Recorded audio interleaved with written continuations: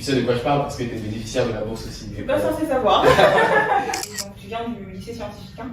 Oui, je l'ai pas dit, mais oui. Ouais, un as donc. Et donc tu es un crack. Bon, je...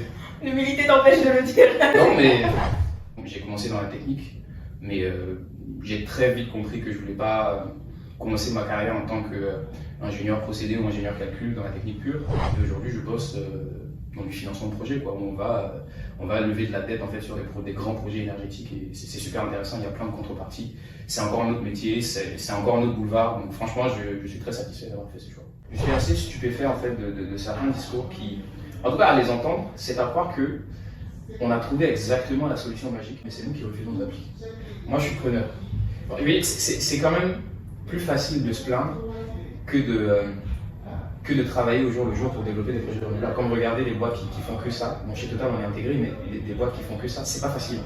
Faire du développement de projets renouvelables et arriver à être suffisamment rentable pour continuer à croître et faire plus d'investissements, c'est pas facile. Le problème, c'est qu'en attendant, il y a une demande incompressible et résiduelle qui est là. Et sur cette demande-là, en fait, il faut pouvoir fournir les gens l'énergie pas chère, en fait. On l'a vu quand il n'y avait plus d'essence dans les pompes, les gens se tapaient dessus.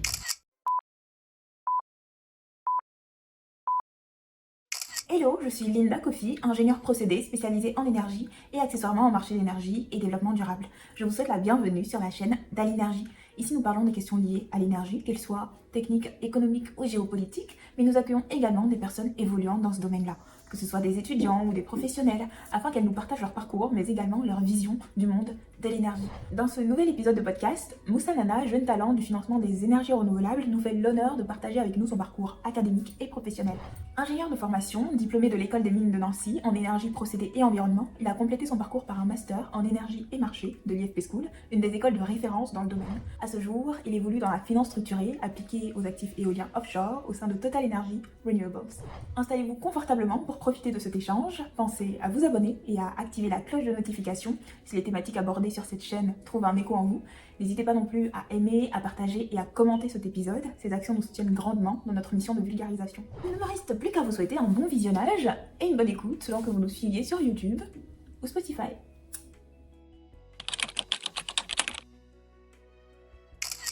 Bonjour Moussa, comment vas-tu? Bonjour Linda, je vais très bien et toi? Je vais très bien également, merci. Donc c'est un plaisir pour nous de t'accueillir pour ce podcast avec d'Alinergie.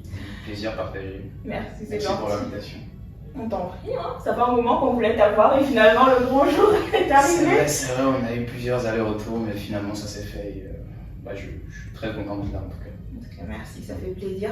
Donc pour démarrer, je vais juste te demander de te présenter brièvement à nos auditeurs, dire qui tu es, d'où tu viens, ce que tu fais dans la vie, où tu es basé en ce moment, qui est Moussa Nana. Donc moi c'est Moussa Nana, assez rapidement, bon, je vais bientôt avoir 25 ans, je viens de Côte d'Ivoire, je suis né, j'ai grandi à Abidjan, où j'ai fait aussi mes études primaires et secondaires. Après pour le supérieur, j'ai eu une bourse après le bac pour venir faire des classes préparatoires en France. Donc j'ai fait une classe prépa SPSI. Après les concours, j'ai intégré l'école des mines de Nancy, dans une filière généraliste. Et après, en deuxième année, j'ai choisi d'intégrer le département énergie. Après quoi, j'ai fait un double diplôme avec l'IFP School sur les aspects économie et finances appliqués au marché de l'énergie. Et depuis septembre 2023, je bosse chez Total Renewables en financement de projets, financement structuré dans les actifs éoliens en mer. D'accord, super, merci pour cette présentation succincte. Et donc on va parler un petit peu de la genèse. Donc tu as mentionné avoir bénéficié d'une bourse pour tes études supérieures et donc tu viens du lycée scientifique. Hein? Oui, je ne l'ai pas dit, mais oui. Voilà, un as donc, un autre as avec nous parce qu'on en a eu d'autres. Est-ce que tu pourrais nous expliquer un petit peu comment s'est passé ce processus pour l'obtention de la bourse à l'époque? Pour l'obtention, c'est pas une obtention, on a été choisi, on n'a pas eu le choix. C'était à l'issue. Tu sais de quoi je parle parce que tu es bénéficiaire de la bourse aussi. Je suis pas censée savoir. Non, mais pour ceux qui savent pas, c'était à l'issue du bac et je pense que ça continue d'ailleurs. Je crois que c'était le top 10 du bac national qui a été sélectionné et à qui on a proposé, c'était pas obligatoire, on a proposé une bourse avec des parcours spécifiques Donc il y a une classe prépa filière SI en France, à Angers précisément, et une autre au Maroc, si je me souviens bien. Voilà. Ok. C'est comme ça que ça a commencé. Ok, donc tu es un crack. Bon, L'humilité t'empêche de le dire. Non, mais voilà, je vous laisse vous faire votre propre idée de mon parcours. Ok, donc tu intègres la prépa d'Angers et Oui. ensuite les mines de Nancy. C'est ça. Pourquoi tu choisis de tourner vers le département énergie? Parce que quand on est arrivé en première année aux mines, c'était très intense, c'était très intéressant aussi parce qu'on a fait à peu près tout et n'importe quoi. Vraiment, pour le coup, c'était une première année vraiment généraliste où on a fait des mathématiques appliquées à la physique quantique, à de l'économie, à de la statistique, physique des matériaux. Donc vraiment, la première année, c'était une première année de découverte. Et à l'issue de cette première année, un peu avant la fin de l'année, on a eu des présentations de parcours dans les départements où chaque département venait un peu se vendre auprès des étudiants pour essayer de convaincre le plus possible d'intégrer ces parcours. Il y en a eu 5, donc il y avait un département spécialisé en mathématiques appliquées pour ceux qui vont aller faire soit de la finance ou des applications un peu plus informatiques, aide à la décision, optimisation. Il y avait un département géosciences et génie civil, un autre en informatique et les départements énergie et matériaux. Moi j'ai choisi le département énergie parce que c'est l'enjeu du siècle et on le sent d'ailleurs, l'énergie est devenue un sujet de tension un peu partout et c'est un vrai sujet de souveraineté en fait des États. Et comme à un moment donné de ma vie je cherchais à aller vers des choses un peu plus tangibles par rapport à mon parcours classique au lycée où j'aimais bien les maths, j'ai participé aux Olympiades internationales de mathématiques pour la Côte d'Ivoire au Brésil en 2017. Mais voilà, j'en avais un peu marre des maths théoriques, de l'enseignement théorique en général, et je voulais toucher quelque chose de concret. Donc c'est pour ça que j'ai choisi le département énergie. Ok, d'accord. Et jusqu'à aujourd'hui, ça fait quelques années quand même que tu as fait ce choix, est-ce que tu en es satisfait, pleinement satisfait? Très très très satisfait parce que c'est un boulevard qui s'est ouvert à moi. Il y a plein d'applications. J'ai commencé dans la technique. Mais j'ai très vite compris que je ne voulais pas commencer ma carrière en tant qu'ingénieur procédé ou ingénieur calcul dans la technique pure. Et c'est pour ça que j'ai fait le double diplôme avec l'EFE School. Et aujourd'hui, je bosse dans du financement de projet, quoi, où on va lever de la dette en fait, sur des grands projets énergétiques. Et c'est super intéressant, il y a plein de contreparties. C'est encore un autre métier, c'est encore un autre boulevard. Donc franchement, je suis très satisfait d'avoir fait ce choix. J'allais en venir justement. Pourquoi ce choix de t'éloigner de la technique justement? Parce qu'on voit que c'est la tendance en ce moment des ingénieurs de partir sur plutôt des voies de management, finance, économie. Pourquoi ce choix? Pour moi, c'est pas tant le fait de m'éloigner de la technique parce que le métier que je fais aujourd'hui, si j'avais pas une base solide en technique, c'est très compliqué. Parce que on te demande de réfléchir un peu à la structure de financement sur des projets énergétiques. Mais en fait, le financement, c'est un plus. Déjà, on te demande d'apprécier l'intérêt économique d'un projet en termes de coûts et de revenus. Il faut savoir de quoi on parle, quand on parle de productif, de rendement. Est-ce que le site est bon, est-ce que c'est intéressant? Donc, je pense que voilà, c'est pas juste des chiffres et des tableaux de chiffres. Faut savoir de quoi on parle. Donc, moi, c'est pas tant m'éloigner de la technique, c'est plutôt qu'est-ce que cet enseignement solide en fait en technique peut m'apporter de plus. Et pourquoi j'ai fait ce master-là à l'IFP, c'est pour me rapprocher en fait des centres de décision. Qu'est-ce qui drive? Finalement, il y a la techno, c'est très bien, c'est très intéressant, mais qu'est-ce qui fait qu'on investit dans une techno et pas une autre? Voilà. Qu'est-ce qui fait qu'une techno voit le jour et ne reste pas dans un laboratoire? Voilà. Donc c'est vraiment le passage au réel en fait, et la décision d'investissement, c'est ça qui a orienté mon choix finalement. Mais tu portes quel regard sur justement cette tendance? Parce que tu n'es pas le seul dans ce cas-là. Mais moi, je pense que ça fait rétrécir le vivier de compétences techniques qu'il y a sur notamment plusieurs métiers. Comment tu expliquerais cela par rapport aux différents éléments que tu as, en tout cas à ta connaissance? Il y a deux choses. Si on s'éloigne de la technique pour faire plus, c'est bien, d'autant plus qu'on travaille encore avec des techniciens. Et c'est des gens qui eux aussi peuvent monter, redescendre, on peut changer de parcours à tout moment. Mais je sais que dans cette tendance aussi, il y a une vague aussi de jeunes qui délaissent la technique parce que a priori ça ne rapporte, c'est plutôt pour le profit. Et là c'est autre chose. Moi honnêtement, c'était pas la raison première de mon move, en tout cas, mais ce qu'on peut dire par rapport à ça, c'est que il faudrait peut-être réfléchir comment dire, à créer plus d'incitation en fait pour les jeunes du côté de la technique, parce que je pense qu'ils se trompent pas tous en faisant ce move, c'est qu'il y a un vrai constat aussi derrière.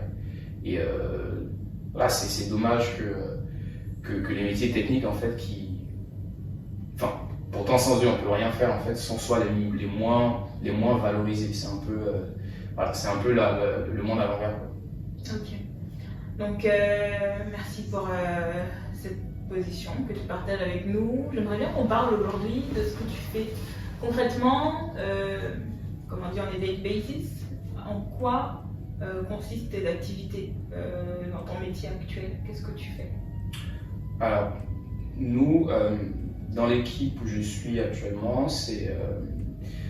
on a une équipe support en fait aux équipes business développement, dont le rôle en fait c'est d'identifier les opportunités d'affaires, que ce soit des appels d'offres, de l'acquisition de certains projets qui peuvent être intéressants pour le groupe. Alors, moi je suis rattaché aux actifs éoliens en mer, donc c'est de l'offshore wind, dans la zone Europe, donc c'est des pays comme France, Allemagne, Danemark, Belgique et le UK, qui est l'Arabie Saoudite de l'offshore wind, parce qu'ils sont très avancés sur ça et ils ont de bons productifs aussi là. Donc nous on est en support aux équipes business dev, donc quand il y a un appel d'offres ou il y a un projet qu'on a acquis et qui est en phase de développement, à une phase un peu suffisamment mature du développement, en fait, on passe aux équipes financement pour évaluer un peu l'intérêt économique du projet et après ça, réfléchir à une structure de financement, parce que dans le renouvelable, en fait, on fait beaucoup appel à du financement sans recours, donc à de la dette externe. Et c'est généralement autour de 70-80% de dette externe en fait, dans les projets renouvelables, que ce soit dans le solaire ou l'éolien. Et voilà, c'est à nous de faire ça, on met tout ça dans un modèle, on essaie de réfléchir aussi à des sujets fiscaux, légaux, on va créer une SPV, une société de projet, il y a beaucoup d'implications. Et tout ça, en fait, c'est pour évaluer un peu l'intérêt du projet pour le management, après préparer les comités, aller convaincre le management que ok, on peut y aller, on peut investir dans ce projet, voici l'intérêt pour nous. Voilà. Donc c'est un peu, on est une équipe support en fait. Ok. Je sais que tu as travaillé un petit peu sur des sujets exploration-production, donc par rapport à ton retour d'expérience, quelle est la différence fondamentale entre cette partie exploration-production et la partie renouvelable dans laquelle tu es en ce moment, en termes de développement de projet, finance? Déjà, c'est les montants. Alors déjà, à l'exploration-production où j'étais en alternance, quand j'étais au siège de Total en alternance, il y a très peu de financement externe en fait, c'est du full equity, donc voilà. Et en plus maintenant on dit au groupe de ne pas financer des projets oil et gaz. Il y a encore du financement de projets qui se fait dans les projets GNL, donc de gaz naturel liquéfié, mais sinon dans les actifs purs oil and gas en fait c'est du full equity. Donc et on est exposé en fait à la variabilité du prix du Brent, alors que dans les projets renouvelables qu'on fait appel à qu'on participe à un appel d'offres pour aller sécuriser un tarif auprès de l'État, l'idée c'est de sécuriser le plus possible le profil de revenu pendant au moins une certaine période sur laquelle on va pouvoir aller voir les banques et dire vous voyez le profil de revenu est flat, donc c'est bien, les banquiers ils aiment ça, on peut aller lever de la dette dessus. Donc à l'EP c'est pas pareil, donc on est exposé à la variabilité du prix de marché du pétrole et les montants sont un peu plus élevés. C'est un peu moins vrai pour l'offshore wind parce que l'éolien en mer c'est très gros, enfin, en termes d'investissement c'est le même ordre de grandeur, autour de 2 à 4 milliards pour un projet, autour de 1 gigawatt, 1 ou 2 gigawatts. Donc voilà, c'est un peu moins vrai dans l'offshore wind parce que c'est aussi cher que l'oil et le gaz et ça rapporte pas autant malheureusement, pas encore. Voilà. C'est un peu... On imagine bien. Ouais. Et quels sont les défis principaux auxquels vous êtes confrontés, notamment sur l'éolien en mer? C'est les temps de développement. C'est très compliqué. Enfin, il y a beaucoup d'étapes. Il faut sécuriser le terrain. Il y a plein d'autorisations. Et à même quand on a l'autorisation, en fait, il y a un délai de purge en fait, de recours, parce qu'il y a toujours des associations de pêcheurs, des activistes qui vont dire que ok, le projet il vient dans notre territoire, nous on est contre. Qu'ils aient raison ou qu'ils aient tort, on leur donne quand même au moins 1 an pour déposer une plainte, même si après ils auront tort hein, peut-être, mais voilà, ça retarde déjà le projet d'1 an. Et donc il y a des temps de développement très longs. Du coup, c'est très compliqué pour un business dev de rester sur un même projet jusqu'à la fin et de voir vraiment un projet depuis le début voir le jour. En fait, il faut être patient. Ok. C'est un peu plus rapide dans le solaire parce que bon, le solaire c'est moins de capex, donc moins de coûts d'investissement, c'est du posé, c'est moins lourd en fait, alors que dans l'éolien en mer, il faut commander des bateaux, il faut commander des turbines, il faut faire des fondations en fait dans le fond de mer, et voilà, c'est plus gros, donc c'est plus lourd. Et en termes de rentabilité des projets? Alors, j'ai pas encore travaillé dans le solaire, mais il me semble qu'on peut mettre les renouvelables en général dans un même panier où c'est pas du tout la même rentabilité. Moi je suis dans un groupe intégré, Total Energy, où on a des actionnaires qui sont habitués à des rentabilités de chiffres dans le P. C'est pas encore le cas dans le renouvelable. On essaie, on y tend, mais c'est pas encore le cas. Ok. Et donc, est-ce que tu as sciemment choisi de t'orienter vers les renouvelables ou tu as juste saisi une opportunité au vol et demain tu pourrais éventuellement retourner dans l'exploration-production ou qu'est-ce qui a motivé ton choix? Alors, déjà, je ne suis pas allé dans les renouvelables par... je ne sais pas comment le formuler, mais j'avais pas honte de travailler dans le P. Parce qu'il y a des gens qui font le move parce qu'ils ne peuvent plus travailler dessus. Voilà. Ils ne peuvent plus travailler dans le pétrole, c'est des considérations éthiques que j'entends, mais ce n'était pas forcément mon cas. Je suis très content de l'expérience que j'ai eue à l'EP. Les renouvelables, c'était plutôt pour toucher du doigt les métiers du financement de projet. Et comme c'est les actifs qui s'y prêtent le plus dans le groupe, on fait beaucoup de financement de projet, donc naturellement mon choix s'est porté vers ces équipes-là. D'accord, ok, ça s'entend. Et donc, est-ce que tu dirais qu'aujourd'hui il y a de la demande pour ce type de métier-là, d'abord ici dans ton environnement, parce que tu es basé en France, et aussi dans nos pays, en Afrique, et plus spécifiquement en Côte d'Ivoire, puisque j'imagine que c'est le marché que tu connais le mieux? Oui, il y a une énorme demande, pas que dans les renouvelables, en fait, pour tout ce qui est grand projet d'infrastructure en général, il y a une énorme demande en fait pour ce type de financement parce que, quand vous regardez en fait, si je prends l'exemple des grands ouvrages, en fait, des infrastructures publiques, c'est généralement des partenariats publics-privés. Donc l'idée c'est que l'État souhaite fournir à sa population un service public via une infrastructure, mais ne veut pas investir soi-même, donc va créer un cadre légal et incitatif pour que les privés, eux, viennent supporter le risque d'investissement de construction, moyennant une rémunération. Donc ils vont opérer l'infrastructure selon une durée contractuelle pour se rémunérer eux-mêmes, rembourser la dette qu'ils ont contractée peut-être, se rémunérer eux-mêmes et transférer après la propriété de l'infrastructure à l'État. Il peut y avoir plusieurs variantes en fait, tout se négocie, mais étant donné qu'en Afrique il y a un énorme besoin d'infrastructure, en fait, on aura de plus en plus recours à ça. Le métro d'Abidjan c'est un PPP, la centrale biomasse d'EDF à Roisseau en Côte d'Ivoire c'est un PPP, et j'en passe encore dans tous les projets d'autoroutes, de ports en fait, même ici en Europe, de lignes de TGV, c'est souvent des PPP. Ok, donc en l'occurrence, en t'écoutant, il y a de la demande, il y a de quoi faire. Donc ça nous en amène à une question que j'aime bien poser à tous les intervenants qui sont notamment basés en Occident. Toi qui es un pur produit du pays, en tout cas avant tes études supérieures, et qui a pu avoir accès en tout cas à ces études-là grâce au gouvernement de ton pays. Qu'est-ce que tu fais ici après avoir terminé tes études? Pourquoi n'être pas rentré et est-ce que tu envisages de le faire à un moment donné? J'envisage et j'ai toujours envisagé de rentrer servir mon pays. Enfin, il n'y a pas de débat en fait. C'est un honneur et c'est même une position assez confortable en fait, de travailler pour son pays et d'en vivre. C'est ce qu'on souhaite tous. Mais bon, voilà, on a fait nos études ici. L'intérêt quand même, c'est de capitaliser. Enfin, les études, c'est bien, mais la suite des études, c'est l'expérience. C'est un tout.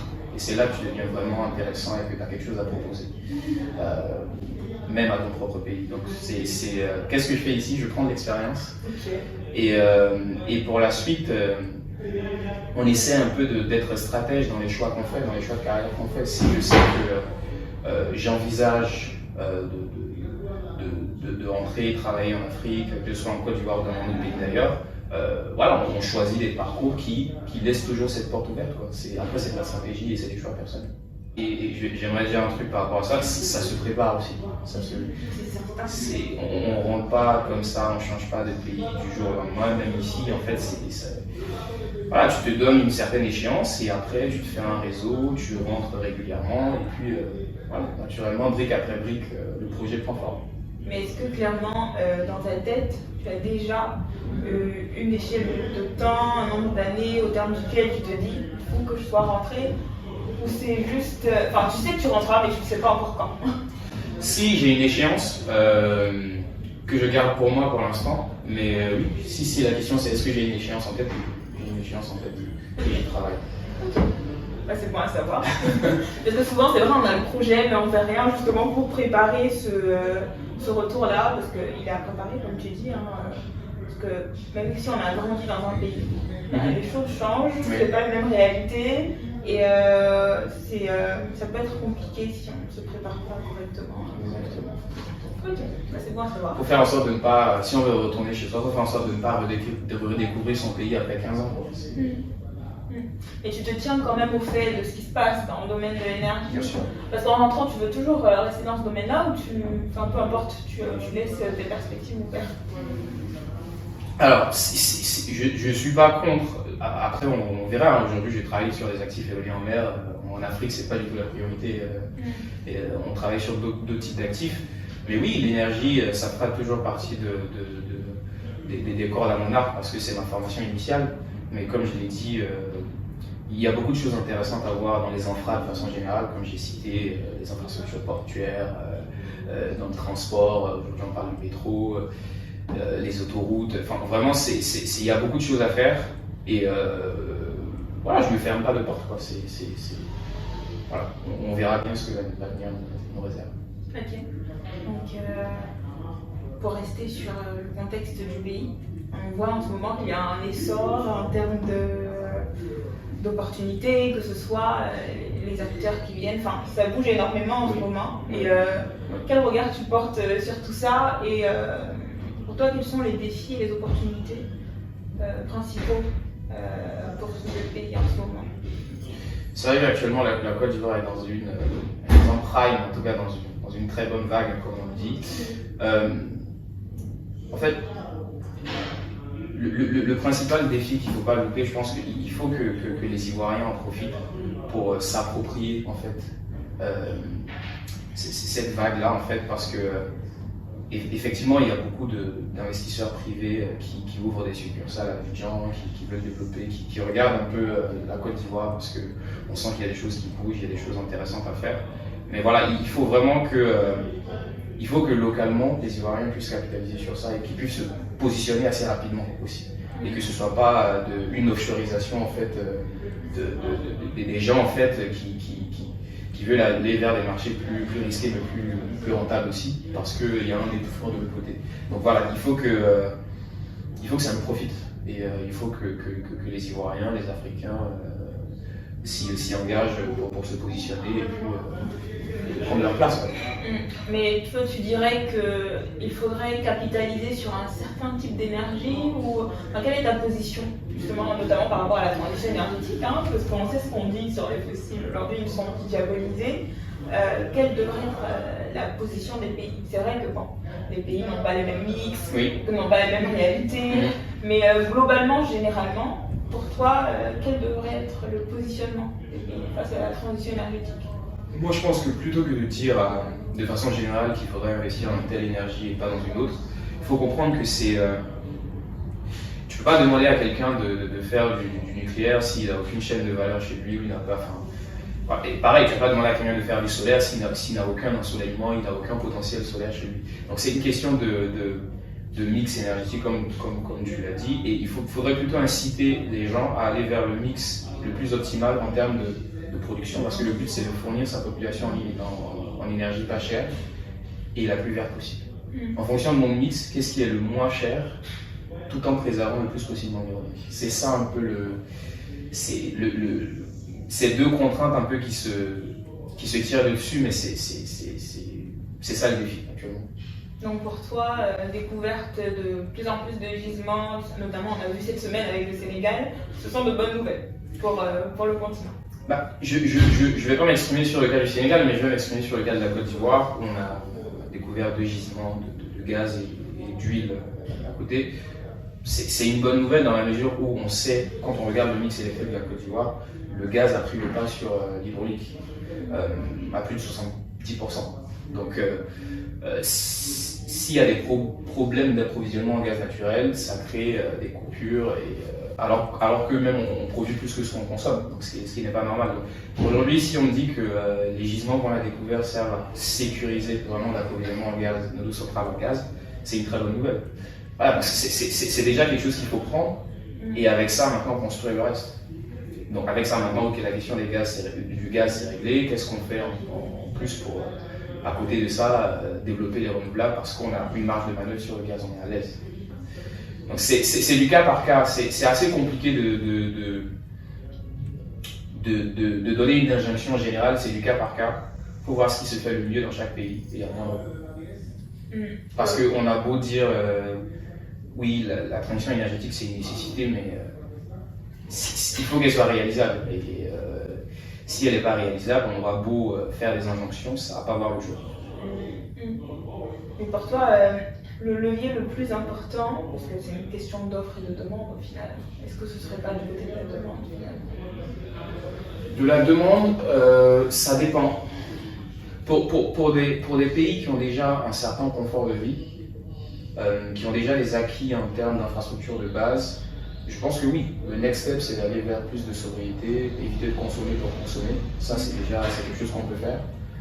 Et tant qu'on le peut, en fait, changer nos usages pour s'adapter. Mais pour les pays qui sont en pleine croissance, si je prends le cas de la Côte d'Ivoire, la demande elle va croître. Quel que soit ce qu'on dit, quel que soit ce qu'on veut, elle va forcément croître parce que il y a la croissance démographique déjà, et déjà à un même niveau de population donné, en fait, il y a une classe moyenne qui émerge et qui veut avoir un certain niveau de confort de vie, donc ça implique plus de consommation. Donc forcément la demande elle va croître.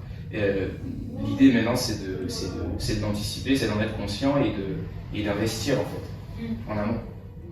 D'accord, ça s'entend, ton point de vue s'entend en tout cas, mais quand même, c'est vrai qu'il faut avoir cette balance entre économie, environnement, mais on essaie de nous rabâcher on atteint les limites quand même. C'est vrai que il faudrait que, on ne peut pas demander à des gens qui ne sont pas autant développés de faire les mêmes efforts que certains qui sont déjà à un certain niveau de développement. Le problème c'est que si on continue sur la même lancée, éventuellement on ne sera même plus là pour discuter de ces problématiques-là. Donc quel regard tu portes sur ça toi? Écoutez, en fait, moi je suis assez stupéfait en fait de certains discours qui, en tout cas à les entendre, c'est à croire que on a trouvé exactement la solution magique, mais c'est nous qui refusons de l'appliquer. Moi je suis preneur. Bon, oui, c'est quand même plus facile de se plaindre que de travailler au jour le jour pour développer des projets renouvelables. Comme regardez les boîtes qui font que ça, bon chez Total on est intégré, mais des boîtes qui font que ça, c'est pas facile. Faire du développement de projets renouvelables et arriver à être suffisamment rentable pour continuer à croître et faire plus d'investissements, c'est pas facile. Ils abandonnent pas, Dieu merci, nous aussi on n'abandonne pas. Mais voilà, je préfère écouter ceux-là qui sont sur le terrain et qui essaient de faire quelque chose plutôt que d'entendre la même chose. Enfin, on sait et c'est ce qu'on essaie de faire en fait. Je pense pas qu'on ait trouvé la solution miracle qui marche, mais juste nous on boude et on refuse de l'utiliser, on la cherche. Donc quand tu me parles de ces discours-là, on est prêt à travailler avec tous ceux qui ont de bonnes idées pour faire avancer les choses, quoi. Mais c'est ça qu'on attend. Donc le problème c'est qu'en attendant, il y a une demande incompressible et résiduelle qui est là. Et sur cette demande-là, en fait, il faut pouvoir fournir les gens l'énergie pas chère, en fait. On l'a vu quand il n'y avait plus d'essence dans les pompes, les gens se tapaient dessus. Bon, je pense pas que c'est une société dont on veuille, en fait. Donc c'est là où il faut Ok, mais on fait comment? Venez, on travaille. Comment on fait en fait? Donc en fait, pour toi, leurs revendications sont des choses aberrantes.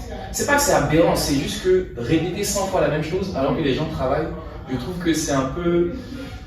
Ok, pour les gens qui ne savent pas, peut-être qu'il y a encore des gens qui nient la réalité climatique et qui nient l'urgence en fait de devoir transitionner. Mais pour le reste, on travaille en fait. Venez proposer des choses.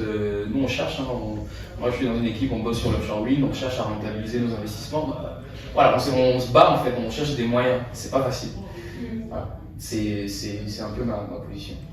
Moi, je pense en tout cas que les écolos purs, ils questionnent le modèle dans sa globalité, pas que l'aspect énergie ou climat, mais c'est de se dire, parce que je conviens avec toi, parce que tu dis que les gens se bousculent au monde, tout ça. C'est à cause du modèle dans lequel on est, enfin le modèle de société dans lequel on est. C'est pour ça qu'il y a ce type de demande-là. Mais si on revenait à un modèle un peu plus sobre, c'est beaucoup plus compliqué. Parce que c'est pas une question que de la France, hein, c'est à l'échelle mondiale.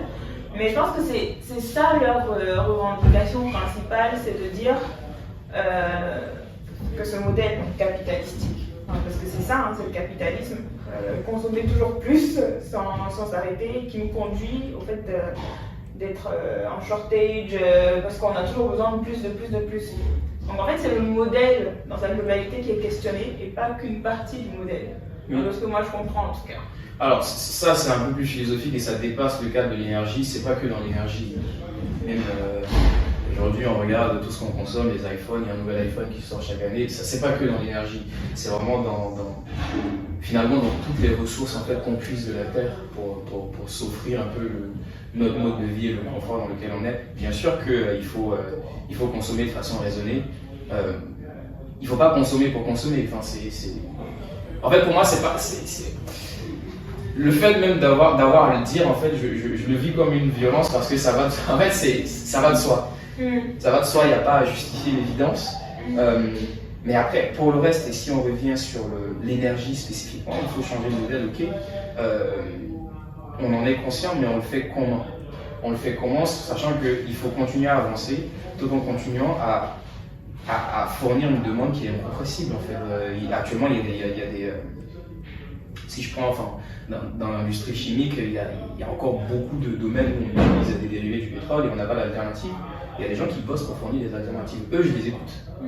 Parce que bon, je sais, tu me l'as dit 100 fois, mais comment on le fait?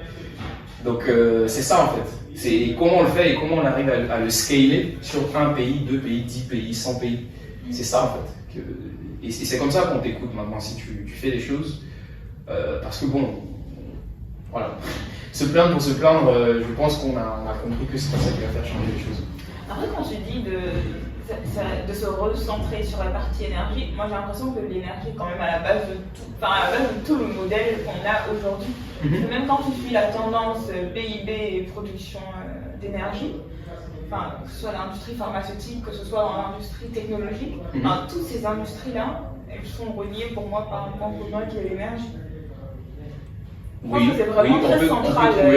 On peut remonter à un lien à chaque fois parce qu'il y a des actifs de production qui demandent de l'énergie.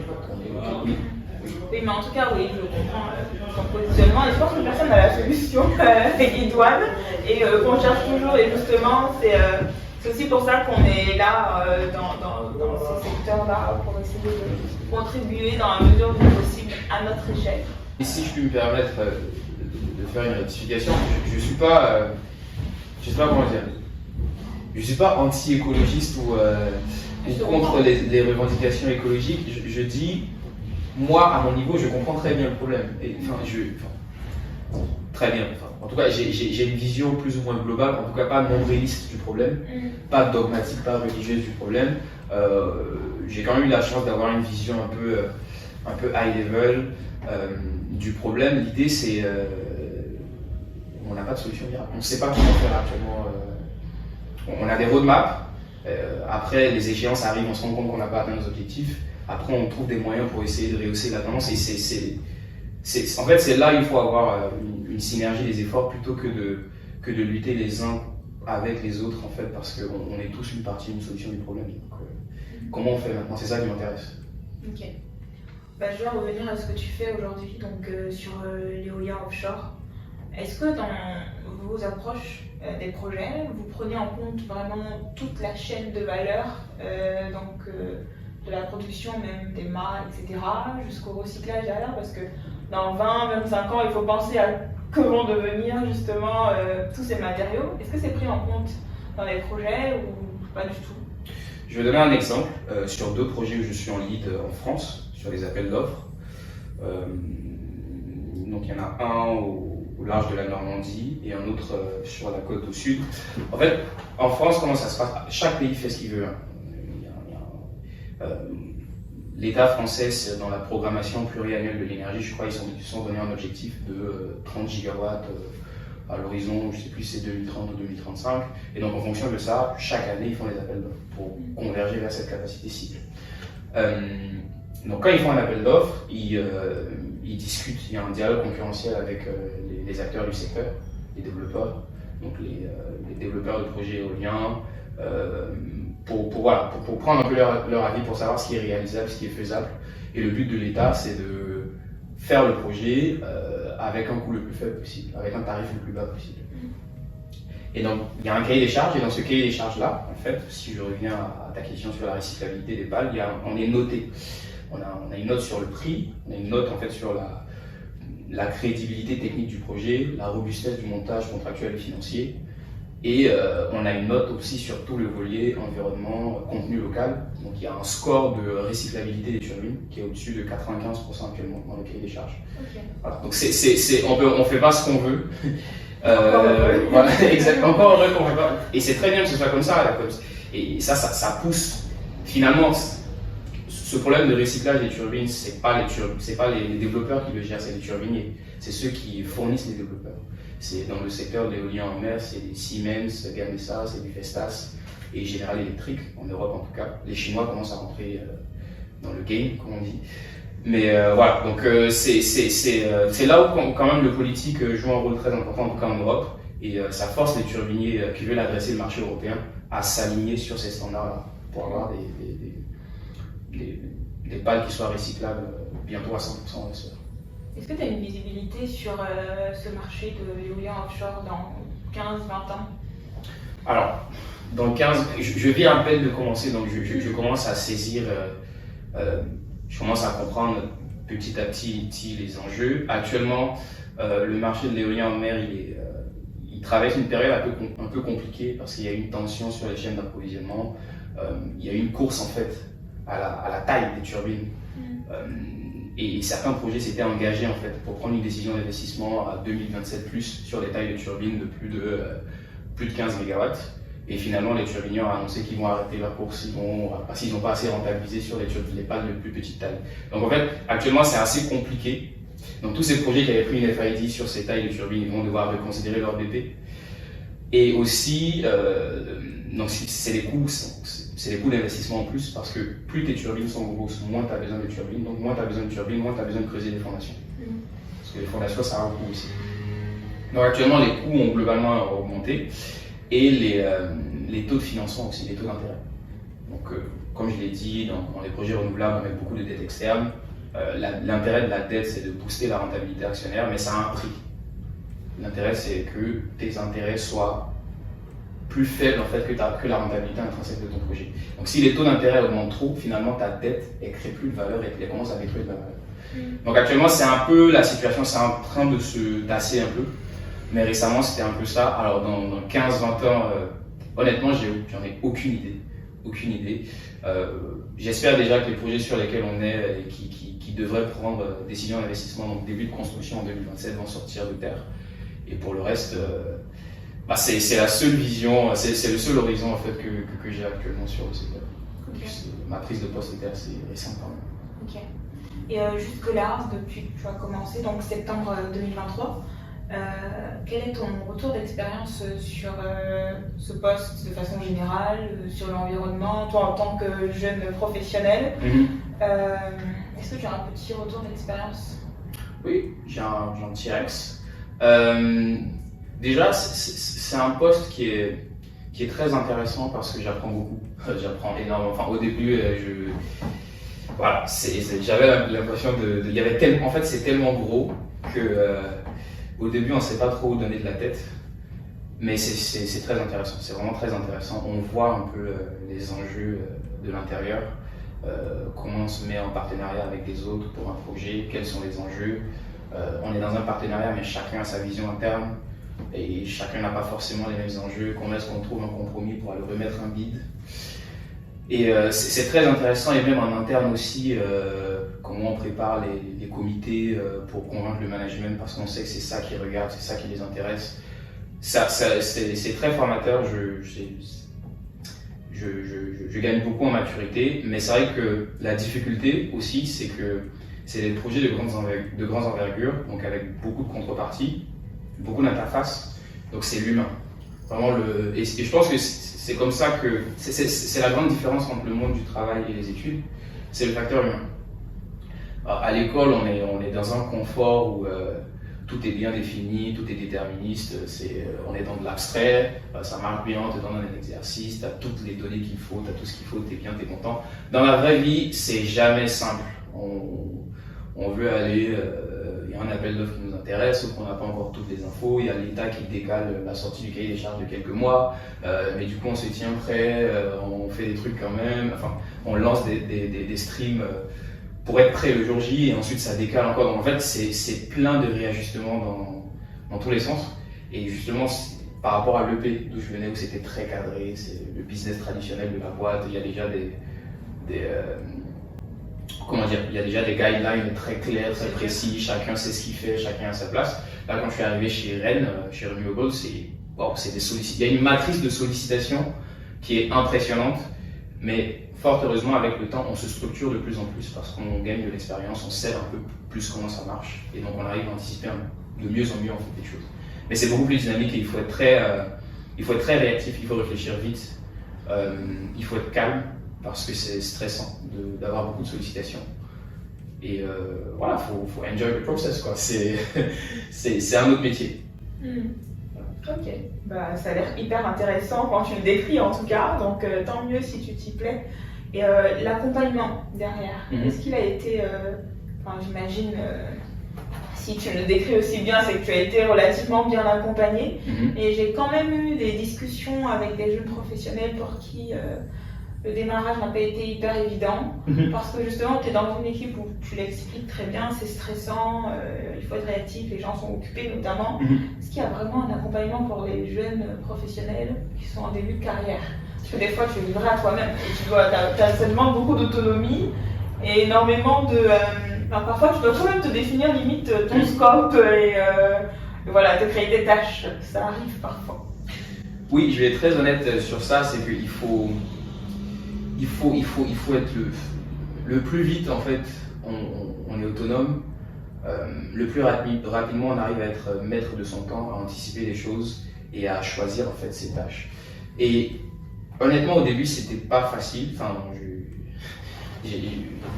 c'est vrai que je décris bien en fait mon expérience, mais honnêtement c'était pas facile, c'était pas évident parce qu'on arrive dans un nouveau métier qu'on ne connaît pas, avec des équipes qu'on ne connaît pas, donc il y a plein de sollicitations, surtout qu'au début on ne sait pas faire le tri. On ne sait pas juger est-ce que entre cette tâche et cette tâche-là, qu'est-ce qui est plus important, parce que les deux arrivent en même temps. Voilà, donc moi, il n'y a pas le choix en fait, il faut se baquer sur les managers, même quand bien même ils n'ont pas tout le temps de temps pour les nouveaux. C'est ça le problème dans les grands groupes. Faut essayer de forcer un peu la main, aller emmerder un peu tout le monde, parce que sinon tu n'avances pas et tu n'apprends pas, c'est très frustrant. Mais faut pas hésiter en tout cas si le poste te plaît, faut pas se limiter à cette difficulté, il faut vraiment aller emmerder les gens, et quand les gens verront que tu es motivé et tout, s'ils ont du temps en tout cas, ce sera un plaisir pour eux de prendre le temps de t'expliquer les choses. Mais c'est vrai qu'au début, t'es pas pris par la main. Il n'y a pas un parcours défini, t'es pas sur les rails, quoi. Tu arrives, c'est bon, je fais ça. Faut être très stratège, faut comprendre très vite dans quoi on navigue, et puis il faut ajuster très rapidement le tir, quoi. Sinon ça peut être très, très frustrant. D'accord. Mais tu as énormément de boîtes dans le secteur de l'énergie, ou bien des boîtes qui font du financement dans les énergies. Pourquoi avoir choisi Total Energy? Pourquoi avoir choisi Total Energy? Alors, je pense que ça s'est fait assez naturellement. quand je suis venu à l'IFP, j'ai été parrainé par Total pour mon master. Et j'ai fait en alternance au siège, à l'EP. Moi, après, comme je l'ai dit, de mon enseignement à l'IFP, ce qui m'a le plus intéressé, c'est le financement de projet. Et du coup, j'ai regardé, ok, financement de projet, dans quelle boîte est-ce que je peux faire ça, sur quel actif. J'ai vu que dans les renouvelables, on en faisait beaucoup. Je me suis renseigné en interne, j'ai vu que chez Total, on en fait aussi. Donc j'ai postulé.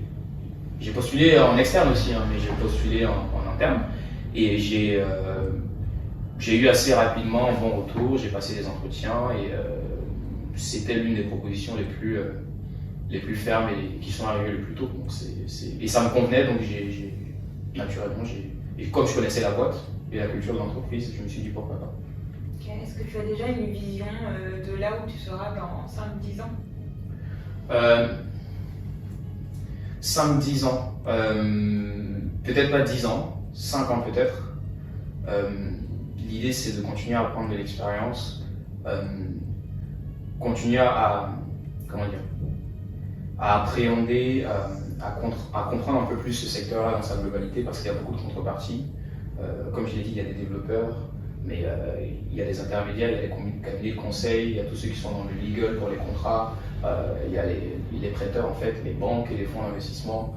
Donc c'est plein d'acteurs, pourquoi pas aller voir ce qui se fait, enfin, pourquoi pas faire d'autres expériences en fait chez un autre acteur pour comprendre un peu eux, leur scope, où s'arrête leur scope, leur mandat et à quel niveau en fait ils se positionnent en fait dans cette globalité. C'est un peu ça en fait, prendre le plus d'expérience dans ce domaine et c'est comme ça qu'on a beaucoup de choses à vendre et à proposer en fait ailleurs.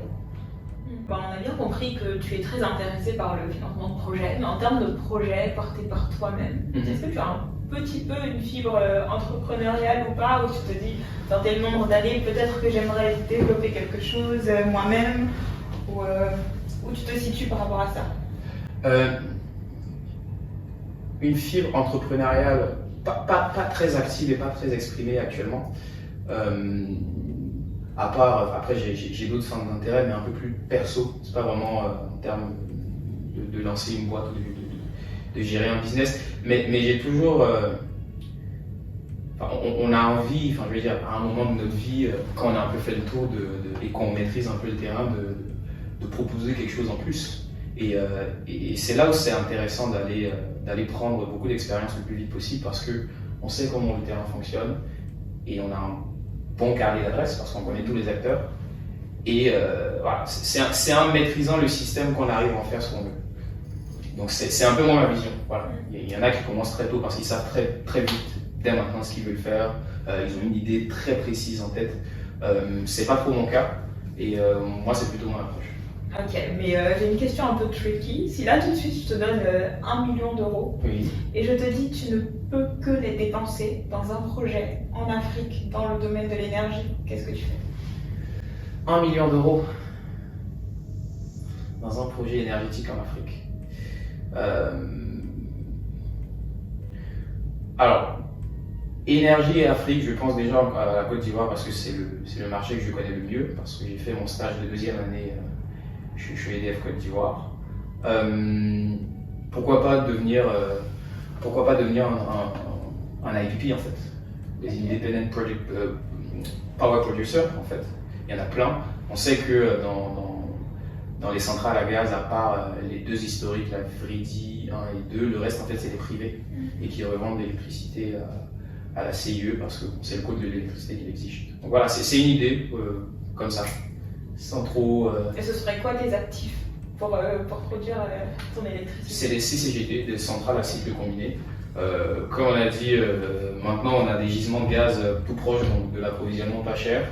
Et il y a une vraie demande parce qu'on approvisionne à la fois le marché ivoirien qui est amené à croître, parce que les gens vont consommer plus, les gens auront des appareils chez eux, la demande elle va augmenter, en plus du fait qu'on approvisionne d'autres pays, les autres pays environnants.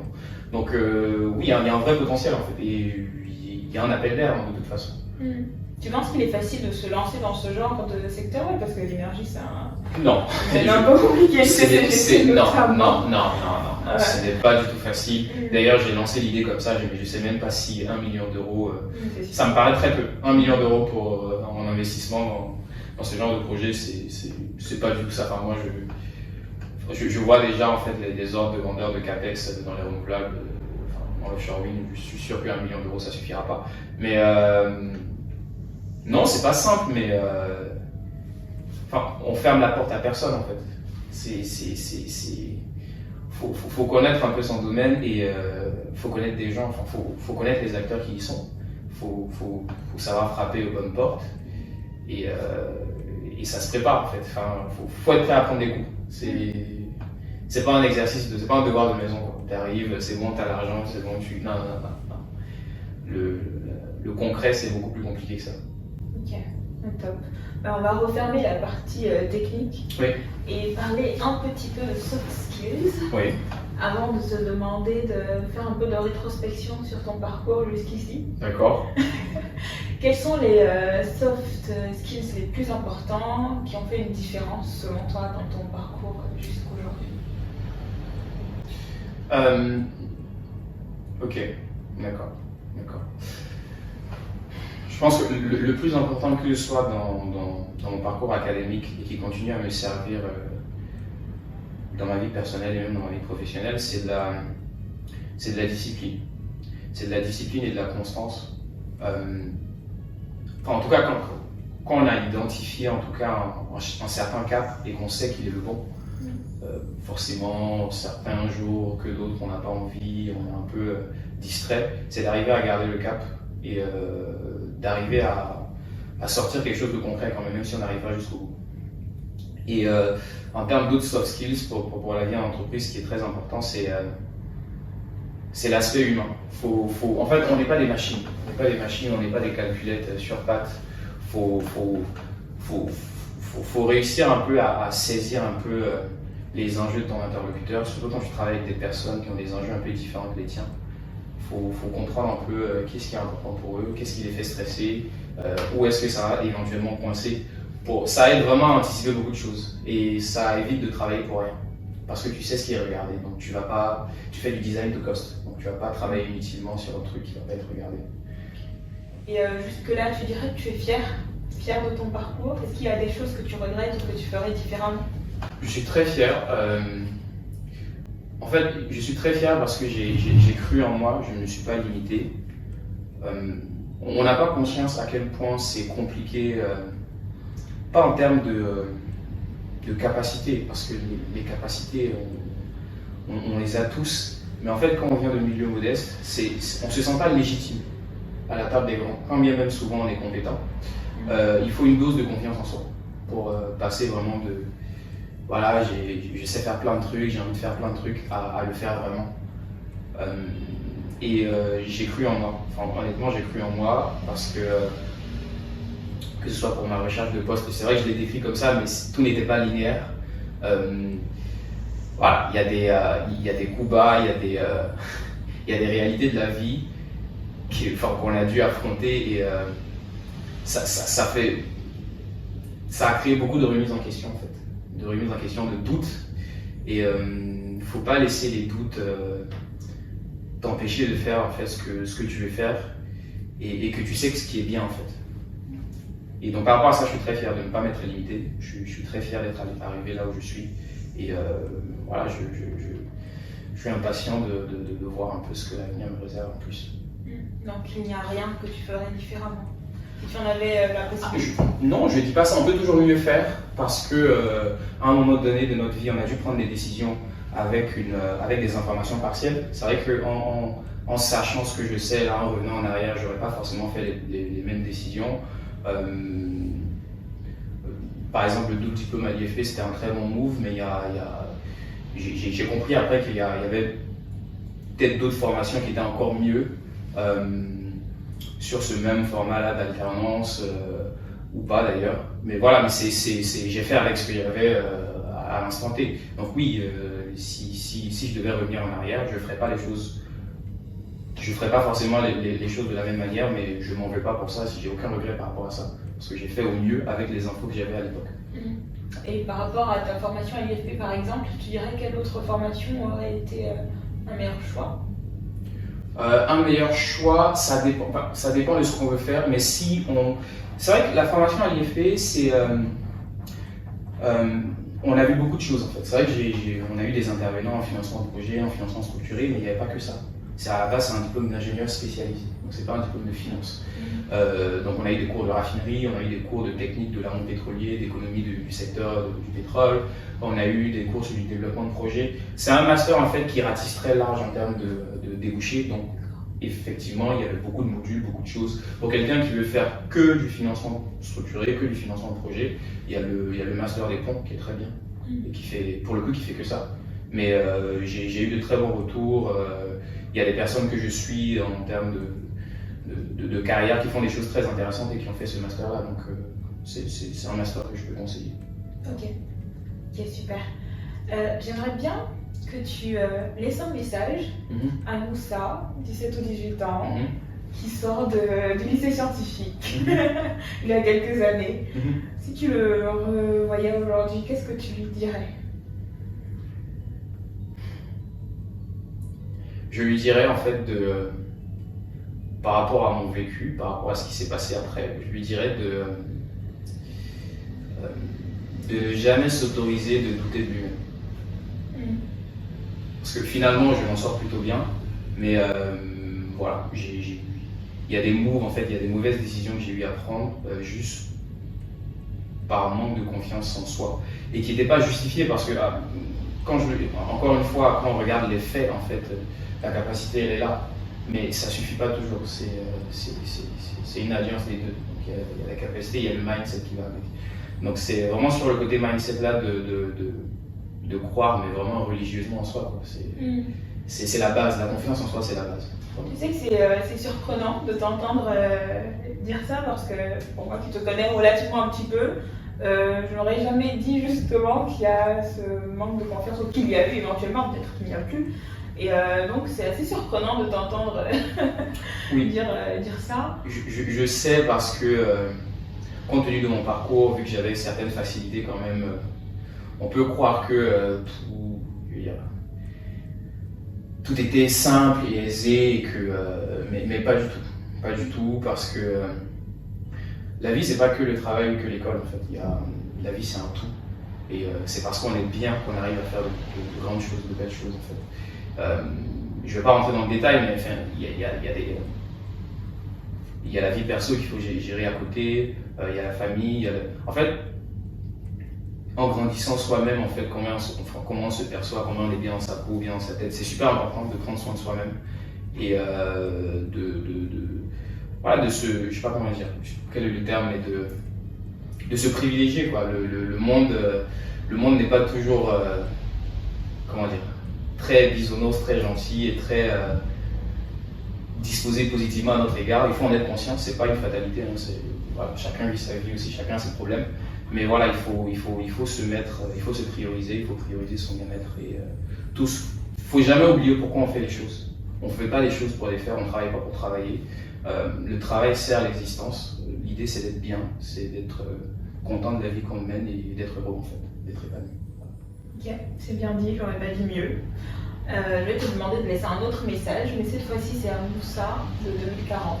Ouais. Quel message tu aurais pour ta version de 2040? Pour ma version de 2040, 2040. Ah oui, 2040, ouais, on est dans la quarantaine. Bah, c'est là où on commence, en même temps qu'on continue son propre chemin, on commence à léguer un peu. Ça se prépare, faut avoir ça en tête. Encore une fois, faut pas oublier pourquoi on fait les choses. Moi, je suis très attaché en fait aux valeurs de la famille et à la transmission. Donc, faut pas oublier pourquoi on fait les choses. C'est bien d'avancer, c'est bien de continuer de faire de belles choses, mais il faut préparer l'avenir. Voilà. Ok. Est-ce que tu as une citation en particulier qui te motiverait J'ai une citation qui est très courte, que j'ai déjà citée d'ailleurs. C'est Enjoy the process. Enjoy the process, parce que avant je me disais, je pensais que j'étais particulièrement plus discipliné que les autres, et c'est pour ça que j'arrivais à faire certaines choses, même quand j'en avais pas envie, même avec les difficultés. Après j'ai compris que pas du tout, c'est parce que J'ai apprécié le voyage, que je pouvais surmonter certains obstacles et continuer à avancer, continuer à prendre du plaisir quand même. Parce que c'est ça c'est ça qui nous fait vivre en fait, c'est ça qui fait avancer.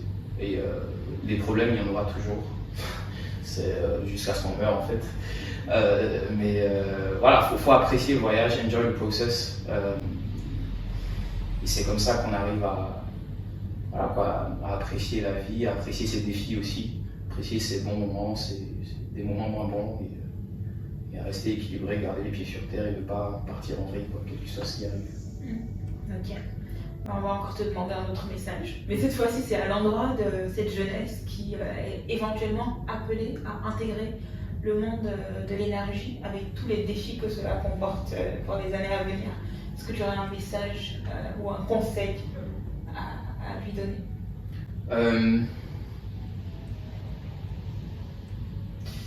Un conseil, j'ai envie de dire, mais c'est pas pour effrayer, hein, mais ils ont intérêt à bien s'accrocher. D'accord. Non, parce que autant c'est super intéressant quand on regarde les technos, les marchés de l'énergie, les dynamiques, c'est super intéressant.